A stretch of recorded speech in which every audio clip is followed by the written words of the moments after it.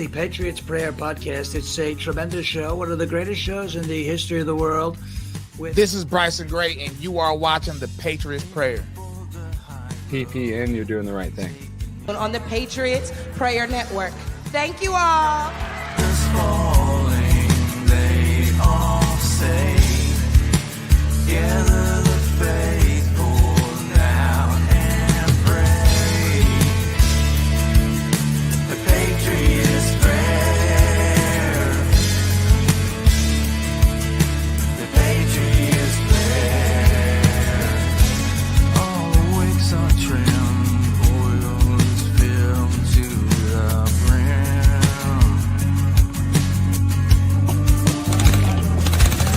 I haven't changed yet somehow.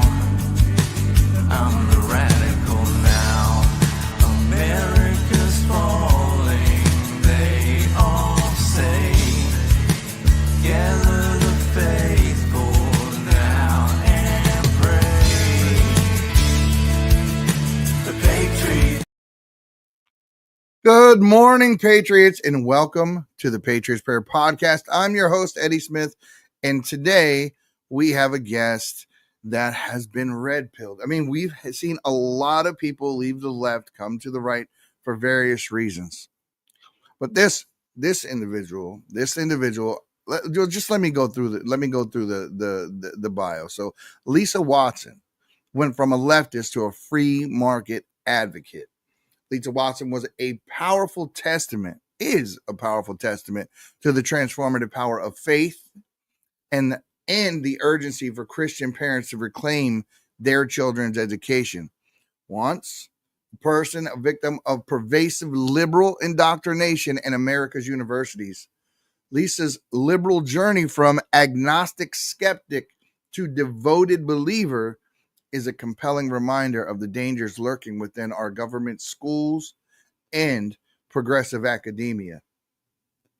Lisa's path began as an impressionable college student, where she was persuaded by professors who dismissed Christianity as an outdated superstition. They mocked her. The historical truth of the Bible was mocked, and without the tools of apologetics, she embraced materialism and drifted into a two-decade crisis of faith, ultimately identifying as a full-blown atheist. Now, her liberal credentials are as follows, and they are undeniable. Lisa worked at a university's women's center, where race and gender were the lens through which she seen all of history. That's how it was viewed through her eyes. She interned at Planned Parenthood, absorbed its me first feminism and pro-abortion rhetoric. Her passion for progressive causes led her to the ACLU, where she rose through the ranks as an affiliate board member, affirmative action officer, co-chair of the Radical Justice Task Force, and eventually became the president of the Kansas City chapter and national board member in New York City.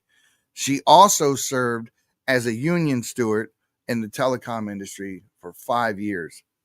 But Lisa's story didn't end there. A divine appointment and an inmate curiosity led her to investigate the scientific evidence for God. That's a story we hear all too often. The true promise that was found in Matthew 7:7, seek and you will find. She encountered the truth of Jesus Christ, confronted by the lies of Darwinism, evolution, and recognizing her intellectualism as an idol. Lisa surrendered to the gospel, realizing that it took more than faith to reject God than to believe in him. It took way more. It always takes more faith to be an atheist than it does to be a Christian. Now, today, Lisa is a passionate advocate for free market education and a living billboard for why Christian parents must urgently withdraw their children from government schools. Her journey from leftist to activist to defender of the faith and freedom is a story of redemption, resilience, and the undeniable grace of God. Welcome to the Patriots Prayer, Lisa Watson. Lisa, welcome to the Patriots Prayer. Hell of a story. Hey, Eddie. Thanks for having me.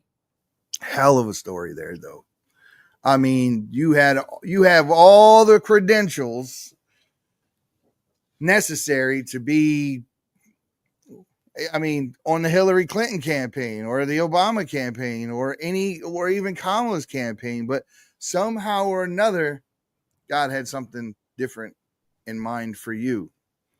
But Absolutely. And I was a supporter of, not for Kamala, but originally, I was a supporter for Hillary's campaign, and I voted for Barack the first time. when did this change occur?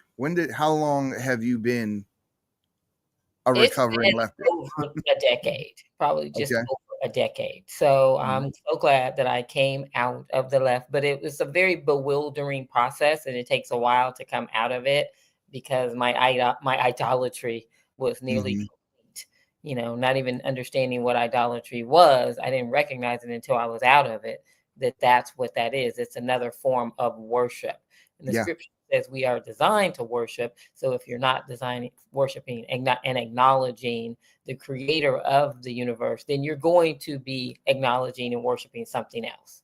Exactly. And for some people, it's their family. Some people, it's their wife and children. It can take on forms that will absolutely fool you into thinking you're doing the right thing. For instance, if I said, I'll do anything for my family, that the anything part is what gets you. Right. And then what you find is that you're stepping further and further and further away from your faith. Correct. But not to switch topics, but the ground game. You know how the left goes into organizations.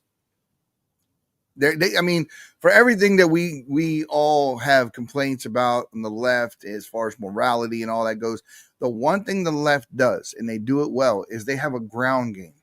Yes. They're out in the streets. They're getting petitions signed. They're pushing for bills to be signed. They're in every institution, from medical to education to government. You name it, they're there.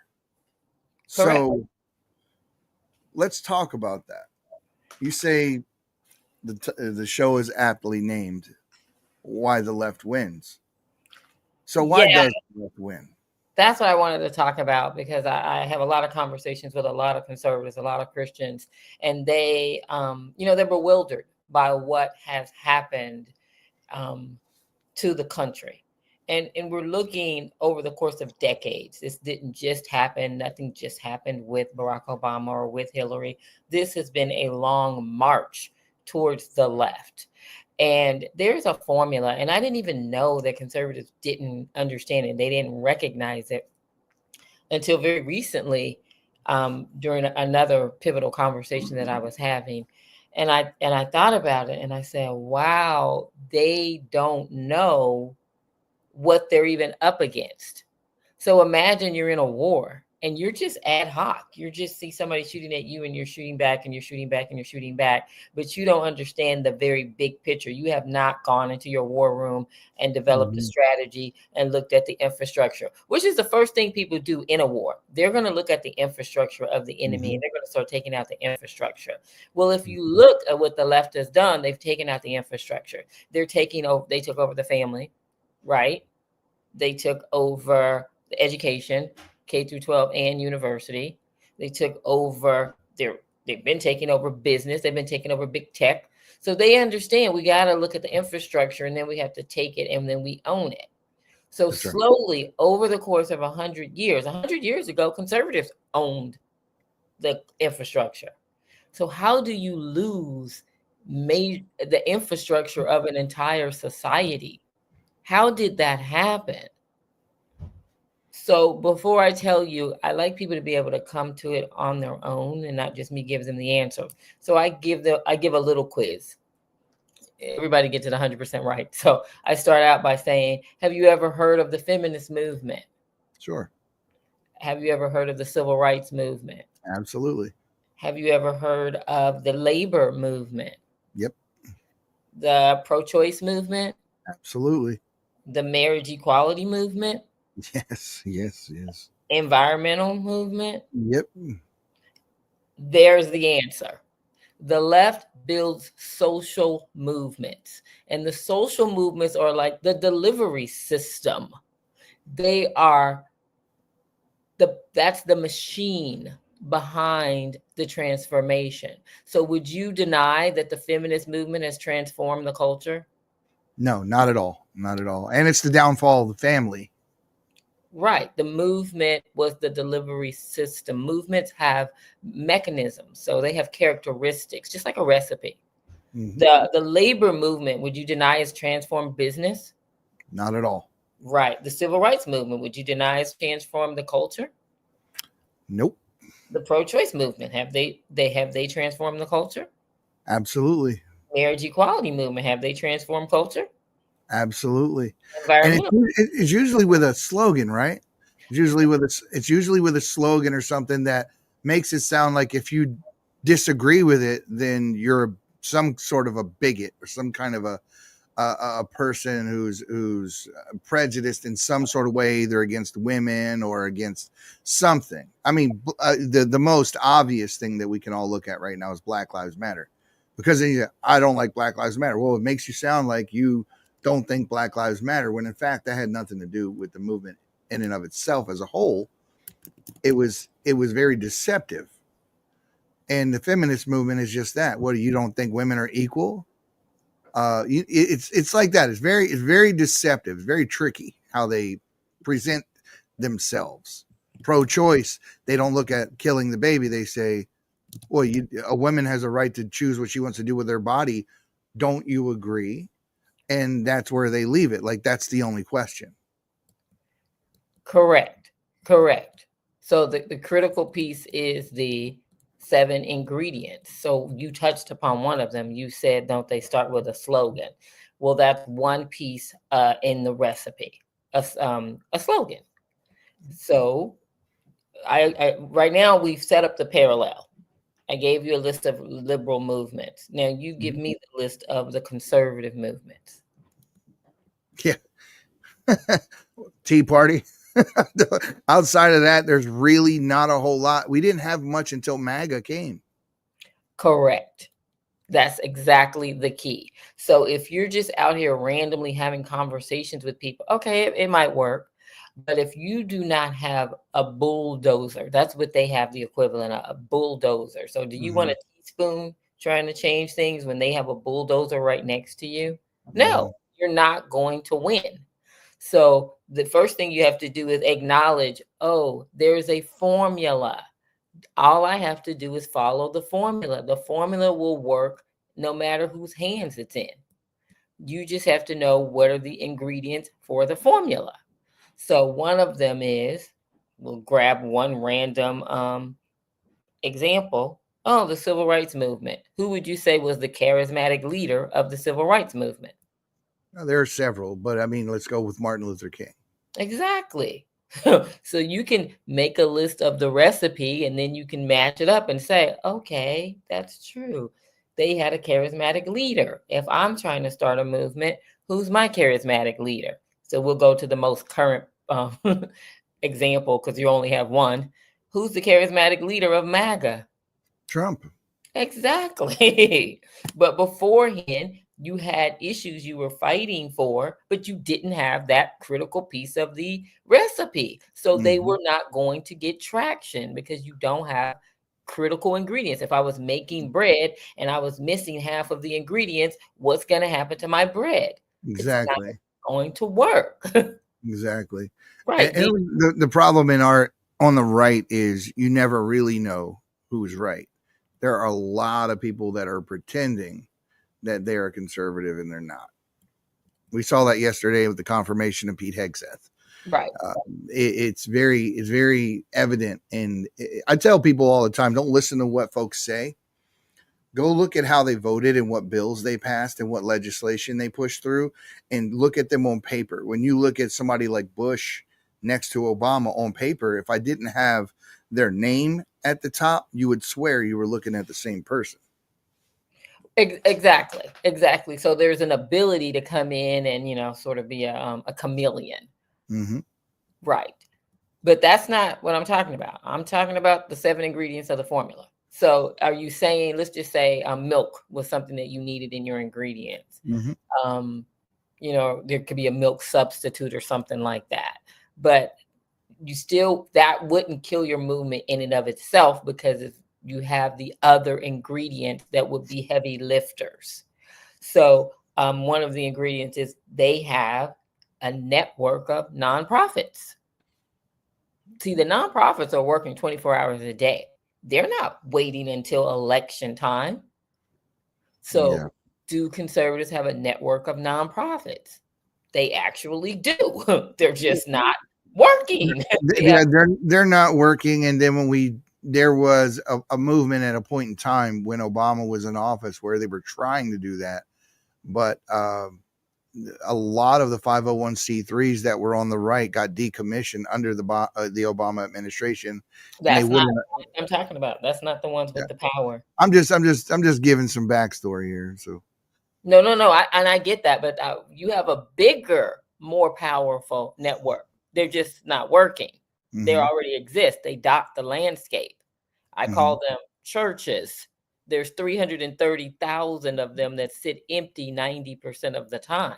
That's right. If they were activated, for example, in the school choice movement that I'm advocating for, there's 99,000 government schools versus 330,000 churches. So if every church had a little school, would your kids be sitting in the indoctrination factories? No. There you go. Right. So if you have a model that you're not using, it's no different than saying you're hungry and you have a pantry full of food. You're just not cooking the food that you have. You keep going out to the other. That makes no sense. So activate what's in your hand. So the 7 ingredients, you put them in place, and then they're on automatic pilot. You can't lose. So what, from where we are right now, you know the landscape, you know the players involved, you know what's going on right now. What's step one right now? Where we're at right now? What's the first step we take to get where we need to be? Well, good news. One, President Trump is all in on school choice. Yes, he is. There's not going to be any long-term wins as long as they have 50 million kids in their war machine. So one, tell the truth. The K through 12 schools are owned by them. They have no shame in leveraging that model to indoctrinate the kids into believing what they want to believe. Exactly. So, and they don't keep that a secret. Matter of fact, there's a teacher out here that gave a full-throated endorsement to Kamala right here in Nevada, who got on the podium and said the classroom is ground zero for social justice. And she said it loud and proud. She didn't have any qualms about saying it. So let's make sure we have a good understanding. Let's get concrete. They have your kids. So not only do they have the children of liberals, they have the children of conservatives. So if you're a parent right now and you have 3 kids in the government schools, it doesn't matter how conservative you are. It doesn't matter how MAGA you are. It doesn't matter how Christian you are. You're going to die. Your 3 kids will now be trained to work for the left. Yeah. And you will pay for it with your tax dollars. How logical is that? Meanwhile, absolutely not. You go to church every Sunday. You may even have a pastor who is clear and a Bible-based pastor. But if he does not have a school in that church, he's not doing what he's called to do. He should have a school where he can say the children in my church, at the very least, will come to school here. Now you have continuity. Right now, there's a break. So that's right. If you send me, think about what happened to me. It doesn't matter what my parents believed. I was put on another path. So now I'm being trained into a pro-abortion, pro-feminist, pro-low-key socialism, radical mindset. That doesn't make any sense. So that's the number one thing that has to happen. 50 million students they have every day, 5 days a week.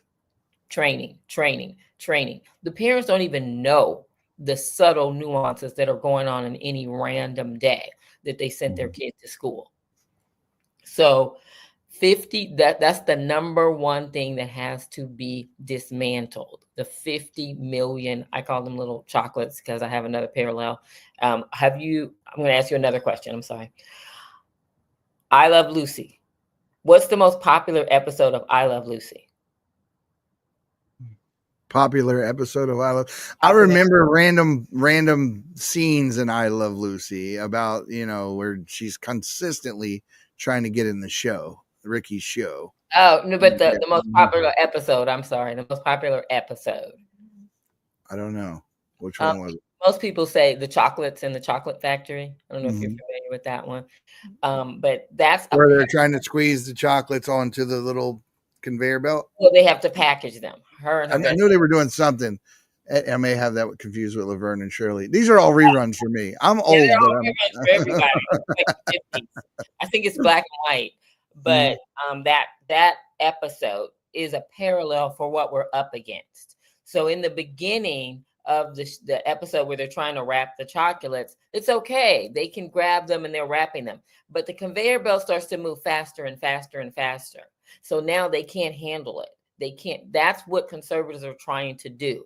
In the beginning, maybe 100 years ago, they're trying to deal with the left. They're, maybe pushing, let's just say something about marriage or the feminist movement. Well, the culture could absorb that.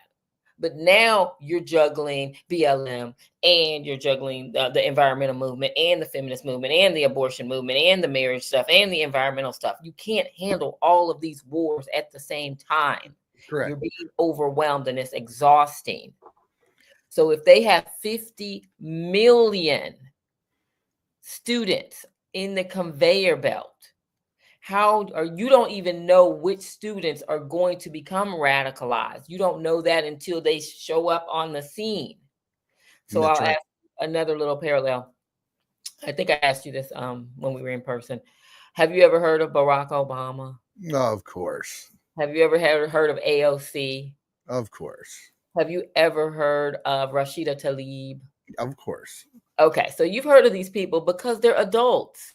You didn't know who they were when they were 5 years old, 10 years old, 15 years old. You didn't know until it's too late. So we have to look at every child as that's the next Barack Obama. We've got to get them off the conveyor belt. Get them ALC off the conveyor belt. Get the Rashida Tlaibs, get them off the conveyor belt. Get them out of the indoctrination factories because it's too much work to try and change their minds when they're adult and in Congress. Does that make sense? Yeah, absolutely it does. You need what I call Terminator determination. Terminator. Remember the Terminator? I had to write down. Love that movie. She was given a warning. Conservatives do not listen. There was a warning. She was told it cannot be bargained with. It cannot be reasoned with. It doesn't feel pity, remorse, or fear. It will not stop ever until you are dead. That's not how conservatives live. They live their life that way. Jesus. Stop reasoning with the left. It doesn't matter what you say. No, I say this all the time. I do. I say it in different ways. Take the shot.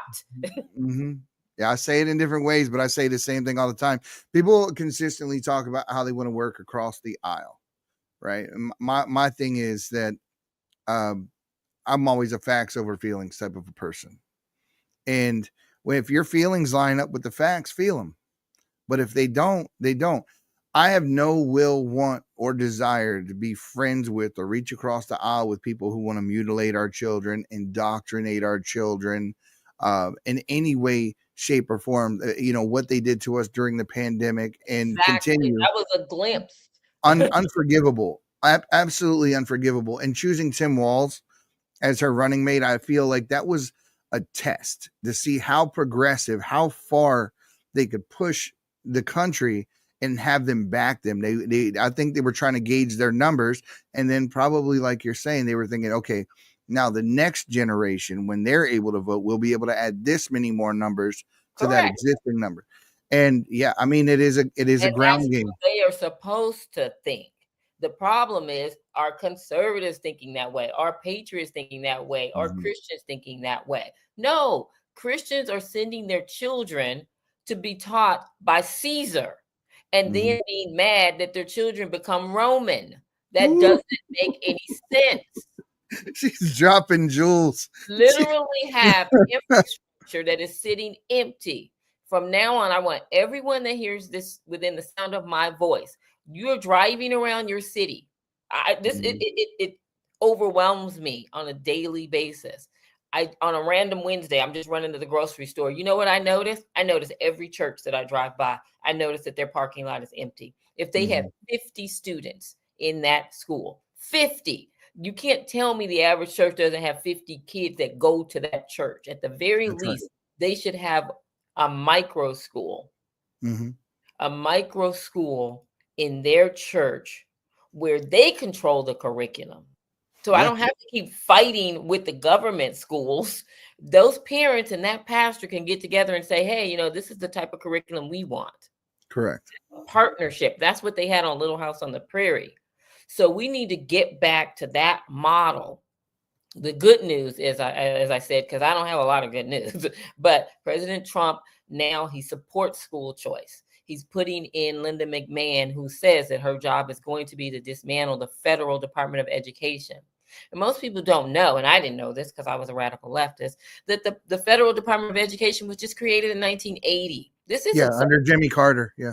Right. This isn't something that came up with the founders. Okay. This is some mistake that we have made since 1980. We can cancel that mistake. Just like the Supreme Court said, hey, we're not ruling on abortion. We're ruling on whether or not there is a federal constitutional right to abortion. There's not. And there is no federal right to the federal government being involved in K through 12. Just send it back to the states and let the local governments create the models that they want. Exactly. Now, right. 35 states, praise God, 35 states have passed meaningful school choice legislation. We have states like Florida where they are saying the money can follow the child. So the parents will get a voucher, just like parents in poverty will get a voucher for Section 8, and they can go find a house, an apartment to rent. Those parents will now get a voucher, and they can go find a school that will accept that voucher, and they can go to a private school. But let me tell you where the real power is. The real power is if the parents get together and say, hey, it's 100 families. We'll pool our vouchers and build our own school. That's where we're going to get transformation in this country. Conservatives have not won one battle in 100 years.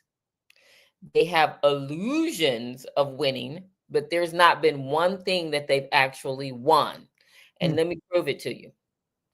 When you've won something, you've reversed it. They have not reversed one thing the left has accomplished. They haven't reversed abortion. They haven't reversed the divorce, no-fault divorce. They haven't reversed the shifts in acceptable sexuality. They haven't reversed it. All we've ever seen is slowing something down, never stopping it, never reversing it, never shifting the culture. The culture has never moved over from the left. It's just how fast are we driving to the left? We're driving over a cliff. Right. Are we going 5 miles an hour or are we going 20 miles an hour? When a Democrat is in office, we're driving faster. When a Republican is in office, they're driving slower. That's it. You're still moving to the left. If you want to stop and reverse, you're going to have to take control of the next generation's beliefs and their ability to reason. I thought I was one of the smartest people in the room. Right. Well, you had a good way of arguing probably, and you had talking points that made it sound like I was saying earlier. If anyone disagreed with you, they must be a bigot. They must be a sexist. They must be a something. And so those talking points are put together quite nicely. I like what people like Dennis Prager, if you know who Dennis Prager is from PragerU. Yeah, I mean, what he's doing is exactly what you're saying. But he's doing it in a different scale where he's at. And if that model which is the model you're talking about, was across the country, we'd be fighting a different fight. But this is exactly when we sat in the same suite at the inauguration, you and I. And the one thing that I said throughout that entire event was, Donald Trump needs to do everything that he says he's going to do, and he needs to do it unapologetically. Right. And he is. He's- It's amazing. 4 days. We're 4 days into it, and I am amazed. And I even said, I didn't think he was going to go this hard. I didn't think he was going to go. So, like, there's a clarity that's come over him that he did not have in 2016. So I am just prepared to just get behind what the president is trying to do and recognize their lanes. Okay. People are being given different lanes. You are in a media lane. Somebody explained it to me. I hadn't heard of these 7 mountains, but that there's 7 mountains within a society, and the church is called to dominate each one of those 7 mountains. And we used to dominate every mountain. We dominated the conservatives and the Christians. They owned the media. They owned education. You owned higher education, the family, the business realm, the culture realm, like Hollywood. Now we have conservatives coming in making conservative films. They're called to that space, and they are coming in and they're dominating and they're producing excellence. We cannot continue to have a government school system where 82% of Black children are illiterate at 4th grade. 79% of Hispanic children are illiterate in 4th grade. And now 52% of white children are illiterate. So the majority of children in the 4th grade in America are illiterate in math and science. We would not have been able to make the airplane, to make television, to create radio, to create telephones. We would not have been able to go to the moon with these numbers. So we now didn't go to the moon. I'm teasing. Go ahead. Okay. Well, I don't want to get into that, okay? Yeah. But we would not be where we are. We would never have reached the pinnacle of human civilization with an illiterate population. It's outrageous what we have. In my city where we were, that's my home city. It's terrible. It's terrible. I mean, the literacy rate is well below grade level.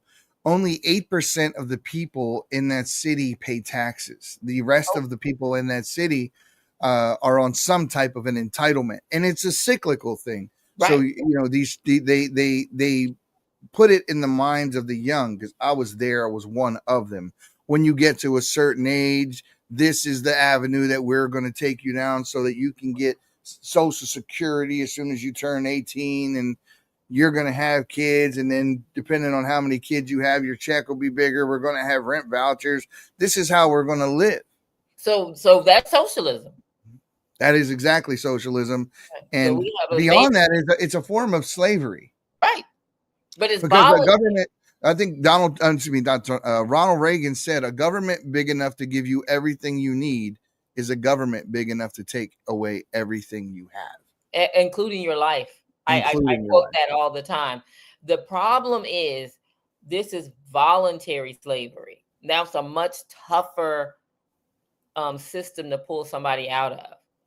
So if you are kidnapped and I'm saying, help me, I'm kidnapped, and then the person comes and opens the door, you run out. But if the person is voluntarily in the model thinking that they're getting benefits, is how do I open? The door can be open all day long. They're just not going to walk out of it. They're not going to leave. I liken it to the brainwashing technique that's modeled. I forget where I've seen it, but there are 4 lights, and they ask the person consistently, how many lights are there? Oh, there are 4. No, there are 5. And believe it or not, and this is real, I've looked it up. If you continually tell that person over and over again, there are 5 lights, eventually the person will visually begin to see that there are 5 lights. A lie has to be told 1,000 times to be accepted as truth. The truth has to be told 1 time.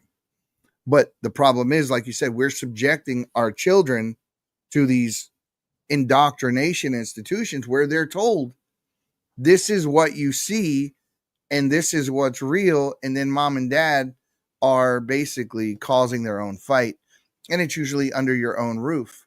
Right. I've experienced it, and it's a terrible thing. And unfortunately, in the economy that we're in, most parents are 2 people working, and we're subject to these public school indoctrination camps. And so the idea of having a church educate your kids, and all the churches taking that model on, it's a beautiful thing. But my battle, where I started at with the Patriots prayer, was with the church to begin with, because Marxism did not stop at government or educational institutions. It's made its way into the church. Everyone heard that pastor pray that weird prayer the other day. And that's what we're up against. The United Methodist Church, the Lutheran Church. Now they are ordaining members of the LGBTQ community and basically throwing scripture in the trash. And I've confronted them directly, and I went into their churches and I've talked to them directly, and they have a lot of the same talking points as the left have, and it's sad. It's sad. We as a body, the body of Christ, we need to stand up. And most parents would say, "I'll do anything for my children." Anything. I don't see that happening today, though. Where's the anything? That's not accurate. They really want the other people to do it. The other people to do it. So it's more comfortable to go argue with your school. Like you see all these parents going to school board meetings. All that energy could have been just build your own school. Isn't the truth usually just so simple? Yeah. It's like having a computer problem. You're all day at a computer problem. You realize, oh, I just got to put a check in this box. That's it. That's all I have to do is just that. That's it. And it is literally that simple. Imagine the technology we have. Now, I'm not talking about building a comparable school to what we see driving by that has, 4,000 kids in it. I'm literally talking about you can't build a little house on the prairie school. They were all in one room with one teacher. She didn't have any technology. And guess what? They learned better without the technology. But even if you want the technology, it's called a flat screen TV. You put them up on the wall. I can't believe your church doesn't already have probably 5 of them already on the wall. And there's literally free curriculum that can come through YouTube. Ron Paul. That's my political hero right there. Well, do you know he has curriculum that he's created? I know he has the Liberty Movement, and no, he has K through 12 curriculum that he has created, and the K through 6 is literally free, completely free. You could have a Ron Paul school, and he has all the curriculum you need for free. So you're telling me you already have a church. You're telling me you already have buildings. They already have electricity. They already have the internet. They already have water. They already have gas. They already usually have a little kitchen, which parents could just send their kids to lunch with their little sandwich and their chips and their apple like they used to. And you already have rooms. You're telling me you can't make a Little House on the Prairie school? And on Little House on the Prairie, they learned in groups. They learned multiple ages in one room. That actually was a better model because the older kids actually helped teach the younger kids. So a kindergarten, first grade, and second grade could all be in one room with one teacher. This is not rocket science. This is exactly 100% how Americans were educated for centuries. They just don't want to. Churches are very big into the music, right? The presentation. And so they have all of the tools and all the technology and that sort of thing. But we need to refocus some of that on challenging the people who actually attend our churches and convicting them and growing them as people. I believe that there's enough churches to get started. We don't need 330,000 to get started. You don't have to convince everybody of everything at the same time. When we have 330,000 churches, if you even had a 1% of churches are Bible believing, 2%, 3%, I would say maybe 10% at least are Bible believing. Let's just start with the 10% of people who agree. Start with those churches and start building a new model, because now you become something to compare to. So when your neighbors see, oh, we pulled our children out, We've now built our own little micro school. Our children are loving school. Our children are enjoying school. They're not just sitting there like robots. Correct. You're building something that kids can enjoy. They are learning through tangible lessons. I have my own little podcast.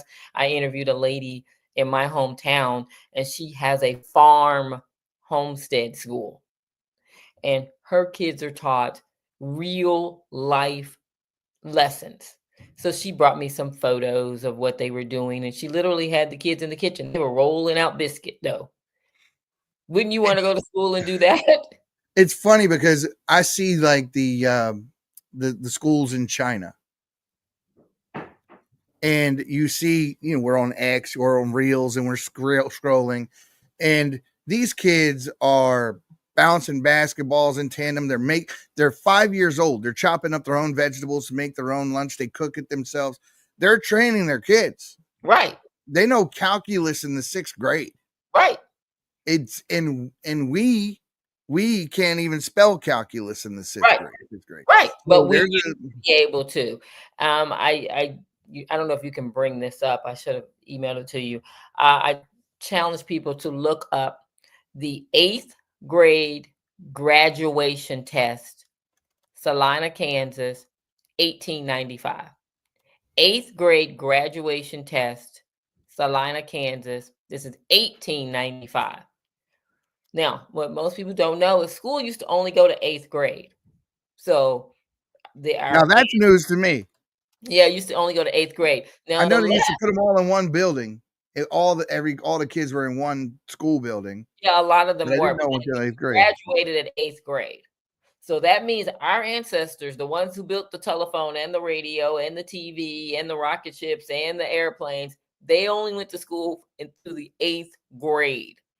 Again, the left, they're professional money grabbers. So what did they figure out? Oh, if we go to 9th grade, we get more money. 10th grade, add another year, add another year, add another year. Just like they're trying to do. Kindergarten didn't used to exist. School used to start in 1st grade. That's why it was called first. Then they said they just kept adding. And that wasn't long before I was born, because they didn't have, when my uncles were children, they didn't have kindergarten. Right. So didn't they get another year's worth of money? And then what are they training women? Oh, we'll take another year of your parenting duties. And we'll take another year of your parenting duties, and another year, and another year, and another year. So soon it's going to be, as soon as the baby comes out of the hospital, you can just drop them off at daycare 8 hours a day. And then, that's what people already do. It is what people already do. And it's like admitting defeat in a way, because that bonding time with mom and dad and that kid at a very young age is so necessary. It is. It's so necessary. Everything is so different than what it used to be. Imagine that people used to live on farms with 8, 9, 10, 11, 12 kids. The family unit, we can't even fathom what that was like. And your kids weren't gone 40 hours a week like they are now. That's true. And it used to be, we need a lot of kids because we need to work this farm. Right. We need to do this. We have chores. We have things we have to do, because we never used to rely on the grocery stores. We never used to rely on the government. This country was created in such a way as to give us the opportunity to provide for ourselves. And now people are always looking for ways to have the government provide for them. Exactly. And that's when we lose our power. Let's take that exact example you just talked about. Now, let's just say I have my own school at my little church, and I'm saying, wow, we used to be able to rely on ourselves, self-sufficiency, grow our own food. Then what's stopping me from starting a little urban garden at the school, and I teach the kids how to grow their own food? And that's exactly what we should be doing. Home ec's not in classes anymore, though. Pardon they got me? rid of it. They don't teach home economics anymore. How to cook, how to balance a checkbook, how to do any of that. They don't teach these kids that. You used to come out of school with, I know how to weld, I know how to do basic woodwork, I know how to do all these types of things. They don't do that anymore. But nobody's stopping conservatives from teaching, having an urban garden in every church in America. So, and the left knows this, because you know what Biden did toward like midway through his term is he was putting in an initiative to have everyone who had a home garden have to register it and pay a fee. I didn't even see that. Yep. He wanted everyone who had a home garden, they had to register the home garden. Then he wanted to take out gas stoves. He was invading the home. He was continually trying to take away rights from the people. But I'm going to give you the floor before we get out of here. I'm going to give you the floor, and I want you to give your pitch to the people and tell them what you want them to know. And this is your moment. Okay, so if I'm the speaker to the nation, I'm going to reiterate again and again that we are not going to reverse course in this country if we do not take control. And I'm starting to say responsibility. It's the church's responsibility to educate the children. At the very least, it's your responsibility to educate Christian children. The job is to build a model and provoke people to jealousy. So if we build a model of education, microschooling, throughout churches in America that we have 330,000 of, those parents will become the commercial for the school. If we really look at the numbers, we have to acknowledge we're in the early stages of the church dying in America. It's already happened in Europe. Well, one of the number one ways to grow your church is to start a school, because you will attract young parents. So I'm advising the church, 330,000 churches, to get activated, to start a micro school in your school, to start attracting young parents, to start taking responsibility for the next generation, to teach the next generation about marriage. So if we're in a war in the culture over marriage and what marriage even means, well, who's the one that's training the next generation on what marriage means? The church has that opportunity. You train them on what marriage means. If we're in a war against the obesity epidemic, well, the church can take control, start growing food, start an urban garden, at least use those resources and give it to the people that go to your church. You shouldn't have a church filled with people who are obese and keep saying that they can't get access to fresh fruits and vegetables when you have dirt right outside of your church. Start growing food. If you're saying, hey, we have a problem with crime in our community, well, who's supposed to be teaching about crime and what it means to be an upstanding citizen? The church is not doing their job. If the church starts standing up and doing their job, then we won't need government as much. If you're talking about, let's just say health, why aren't we teaching children about health? We used to have health in schools. That doesn't happen anymore. So every issue that we're challenged with, the church has the opportunity to become the teacher. And if you're going to a church where that's not something that they value, maybe you're in the wrong church. That's it. That's it right there. That's it right there. And it starts with the church and ends with the church. And the church is the community and should be a reflection of the community. And that's how we used to stay as cohesive communities that raised kids that were actually functional in society. Right. And it's also how we fight all of the other pandemics as well. Correct. So if you're talking about racism doesn't exist in a church, not in a real one. Right. Sexism does not exist in a church, not in a real one, because women are with women, teaching women to be women and young ladies. This is men are teaching men how to be men. There is nobody's at odds in the church, not about the things that matter. So guys, thank you. Opportunity. Yeah. That's what I'm saying. We're missing opportunities. If I get a lot of pushback, they'll come back with every excuse of known to man. Well, some churches do this, but remember, if you think that maybe that's not your church, if you think that, oh, the church doesn't want to do this, that's why I'm saying you have the opportunity to get the vouchers and then you build it. This can be a parent-led movement. You go to your pastor and you say, hey, I got a group of the parents together. We want to start a homeschool co-op in our church. So I've seen it where some of the parents are teaching their kids 2 days a week, 3 days a week. They go into the church and they have group learning. There's no limit to what is possible when you stop thinking that it's the government's job. As long as you think it's the government's job and that's your preference, then that's what you're going to go with. You're always going to go with your preference. Exactly. It's not the government's job. It is the job that was given to you by the same God who blessed you to have those children. So, guys, I hope we've given you a lot to think about. And thank you so much, Lisa, for taking the time to join us today. And what's the name of your podcast so people can find you? I am Schools Out with Lisa Watson. I am with the Herzog Foundation, and they're actually a school choice advocacy group in Kansas City. So you can go to Herzog Foundation or Herzog Education on YouTube, and my podcast is there.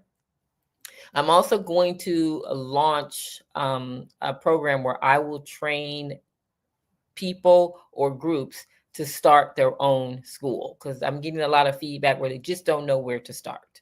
So I'm going to start a coaching program where I will personally walk you or a group of parents through the process to start your own school. As I said, 35 states now have school choice legislation. I pour over the legislation for you, and I will be able to give you a summary of what your state offers and how you can get started. Well, there it is. So get in touch with Lisa if you're interested in joining that foundation and starting a homeschool in your church, in your state, and let's take our country back. Let's take our culture back. So, guys, thank you. On your show. I'm going to come back on your show. Okay. Absolutely. And the other offer still stands. You know what I'm talking about. Yeah. That's on the list. All right. Guys, thank you so much for joining the Patriots Prayer Podcast. And as usual, the silent majority, you need to stop being silent and stand your ground, because evil will never retreat willingly. It must be beaten back in every case. Have a great day.